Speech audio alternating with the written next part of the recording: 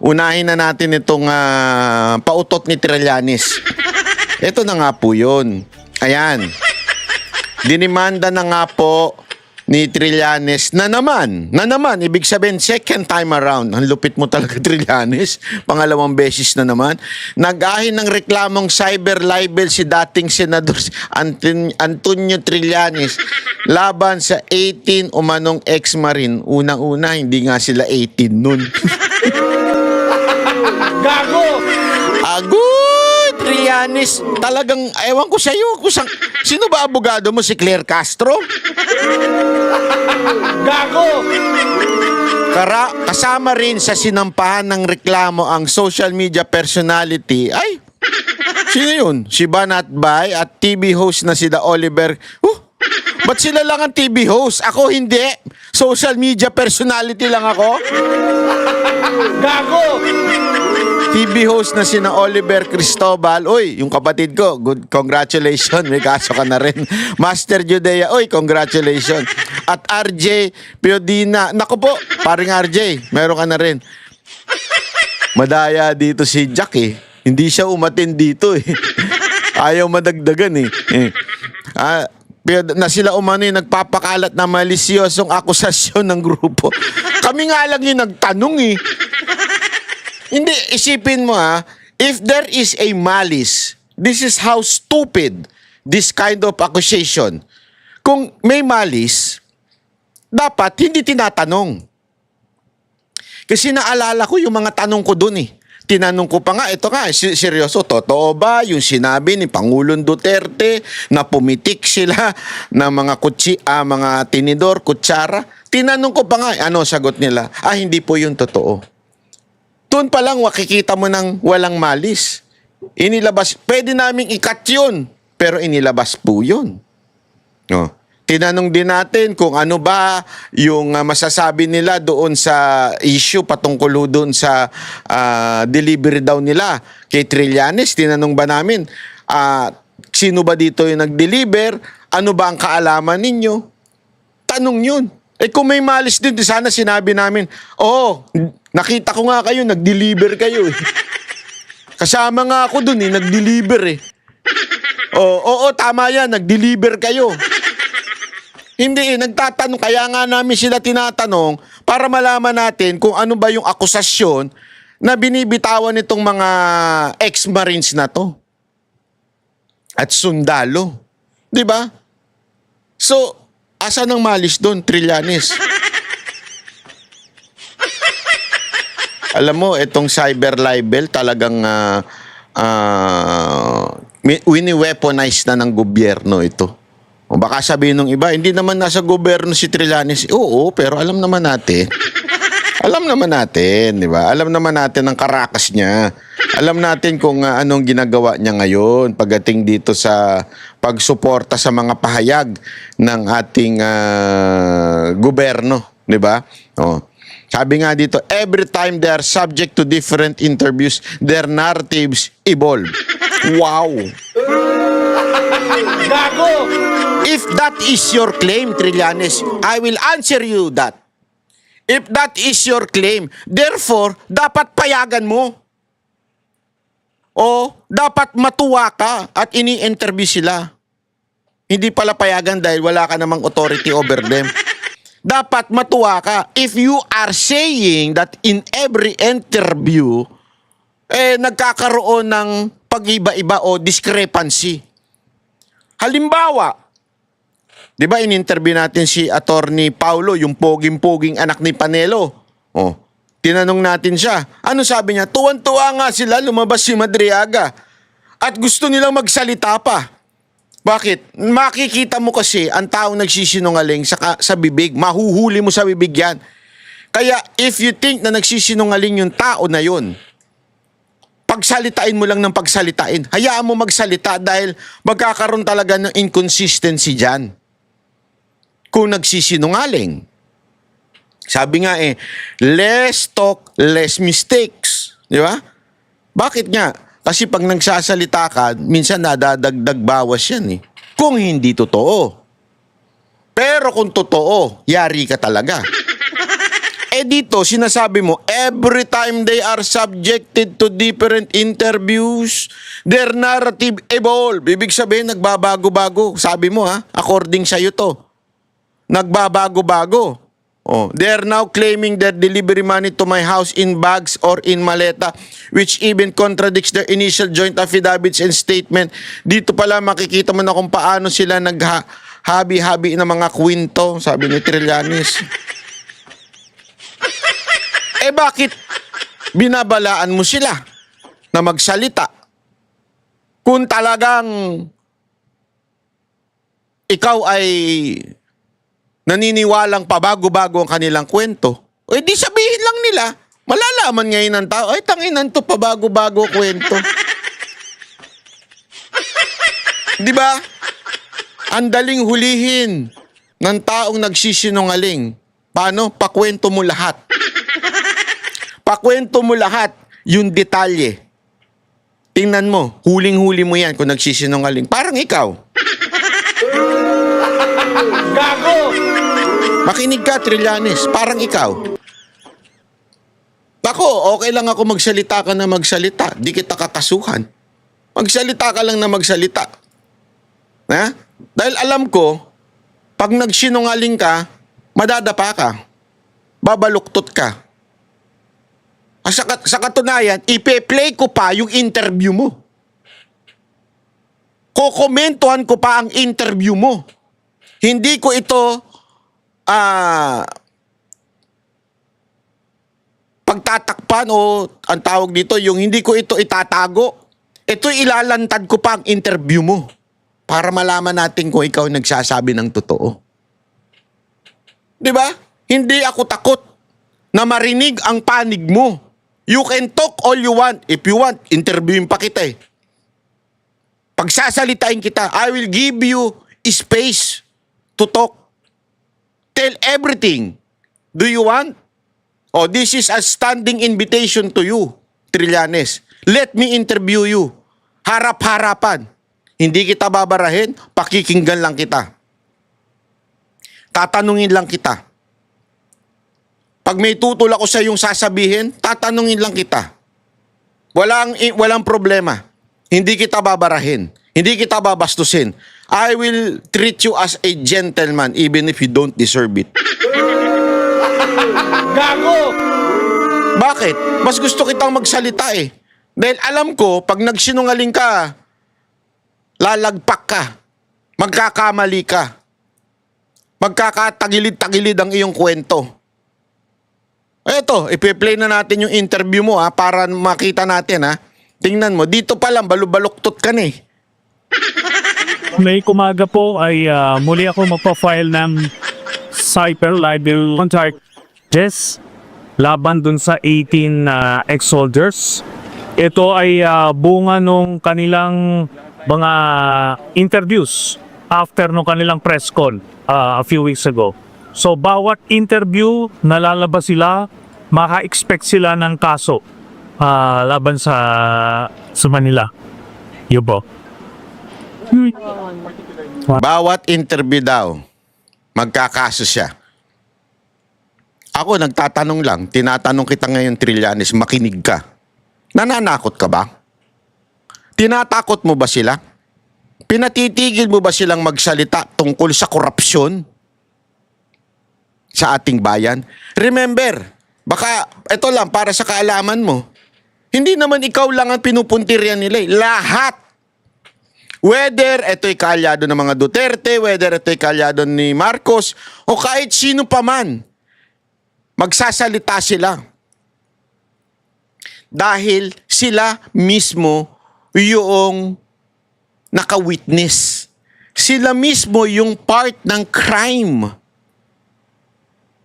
Remember this, they're not denying it. They are part of so-called corruption. Kaya nga magandang pakinggan eh. Alam mo yun, ito yung halimbawa ni Mike Defensor. Ano yung halimbawa ni Mike Defensor? Halimbawa lamang po ito halimbawa lang ito. Ito yung binigay niyang halimbawa sa isang interview niya. Sabi niya, parang ganito yan eh. Si Zaldico may pinatay. Ngayon, yung gobyerno tinuturo, si Zaldico yung pumatay niyan. Tapos, etong mga ex-security niya, naka-witness dun sa pagpatay. At sinabi nila, opo, nakita po namin, pinatay ni ganito, si ganito, si ganere, si ganayan. So, ibig sabihin, inalaw nila yun. Ibig sabihin, part sila ng crime na yun. At wala silang dinideny dyan. Sila mismo nagdala ng mga mali-maleta. Now, you're telling us na patigilin itong mga sundalo na ito dahil lang isa ka sa mga tinamaan? Pero remember, this is a fight against corruption. Laban ito sa corruption, ha? Wala po itong pinipiling mga tao. Mga nasa minority ng Senado, mga dating in-endorse ni BP Sara Duterte, ay naandoon sa kanilang affidavit. Di umano, dahil nakwento pa lang sa akin, di ko po na naman nababasa yung affidavit nila. So, bakit mo pinipigilan? Tama, mali. Dahil tinamaan ka? Bakit mo ngayon tila tinatakot? Tinatakot mo ba? Ako'y nagtatanong lang. Na wag na silang magsalita uli. Eh may alam nga sila sa korupsyon? Bakit ganun? Natatakot ka ba? Na mas may babulgar pa sila? Na maaring tamaan ka? O tamaan ng mga kakilala mo? O kaalyado mo?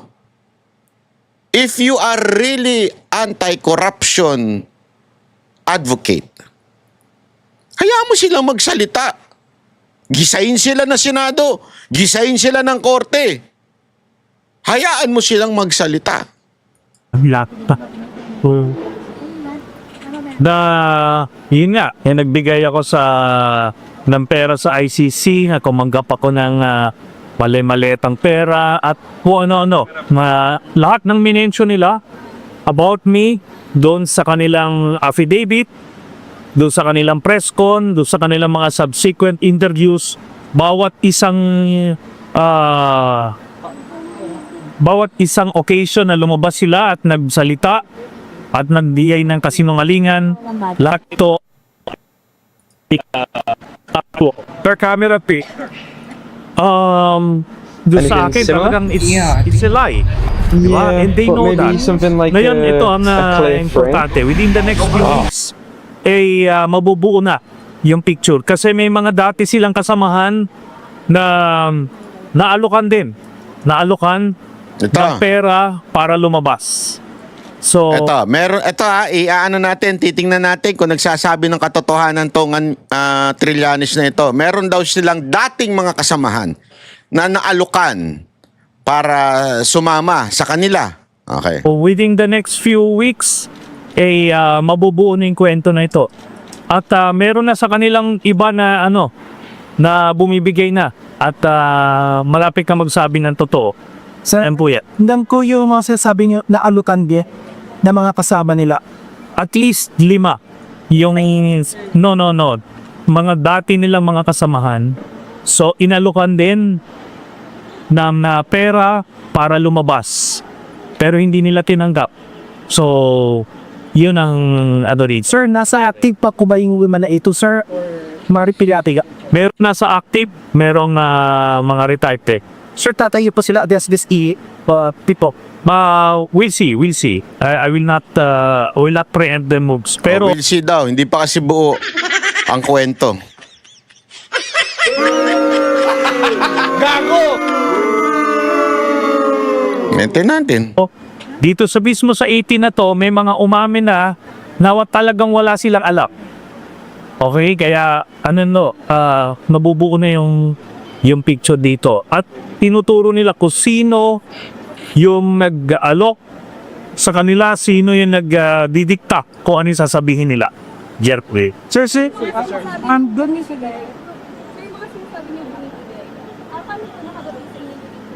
Lumapit po.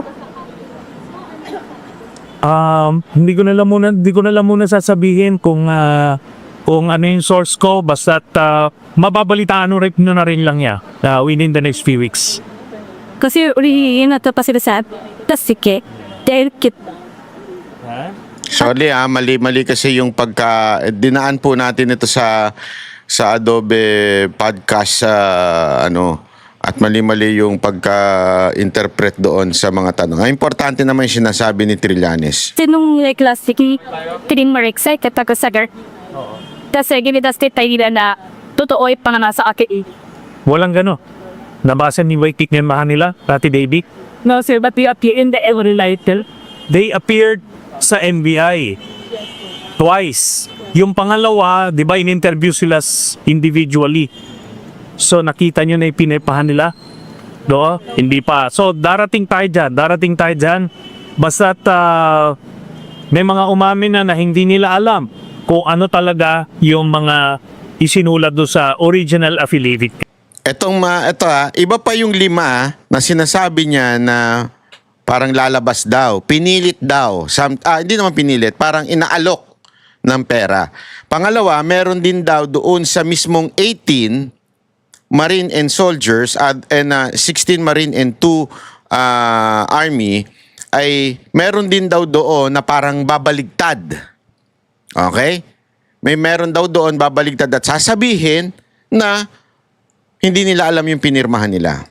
Yep. pero yung zibers tayo din ng mga Opo.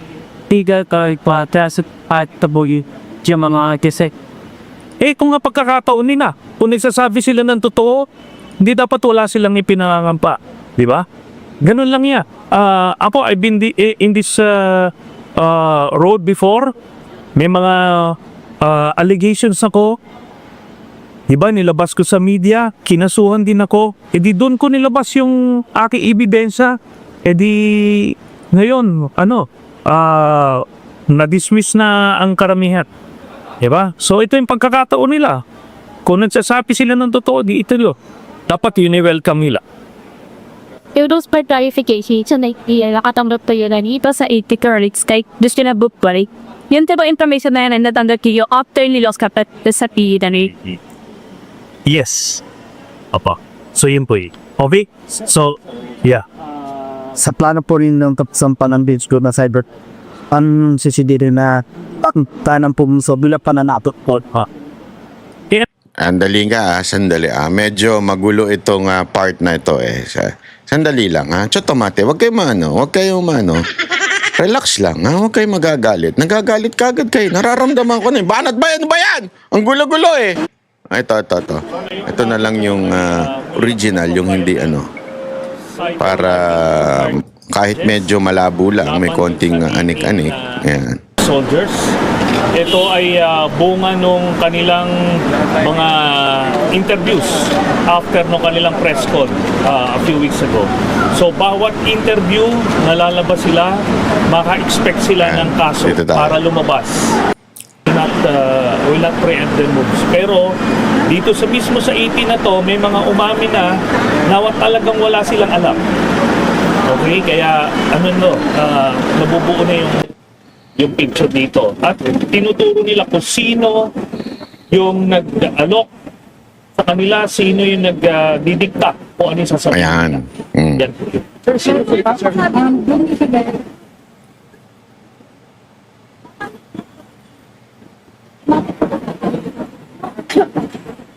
Hindi ko na lang muna sasabihin kung ano yung source ko, basta mababalitaan nyo na rin lang yan within the next few weeks.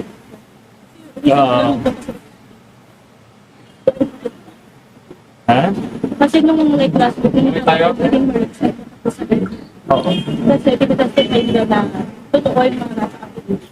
Walang ganun. Nabasa niyo ba yung pinirmahan nila, baby? Okay, but you appear in the every lighter. Napipikon, Appeared sa NBI twice. Yung pangalawa, di ba, in-interview sila individually. So, nakita nyo na yung pinirmahan nila? Doon? Hindi pa. So, darating tayo dyan. Basta may mga umamin na hindi nila alam kung ano talaga yung mga isinulat doon sa original affidavit nila. Yan po yun. Before start, Eh, kung nga pagkakataon nila, kung nagsasabi sila ng totoo, di dapat wala silang ipinangangamba. Di ba? Ganun lang yan. Oo nga. Ako, I've been in this road before. May mga allegations ako. Di ba, nilabas ko sa media, kinasuhan din ako. E di doon ko nilabas yung aking ebidensya. E di, ngayon, na-dismiss na ang karamihan. Diba? So ito yung pagkakataon nila. Kung nagsasabi sila ng totoo, di ito yun. Dapat wini-welcome nila.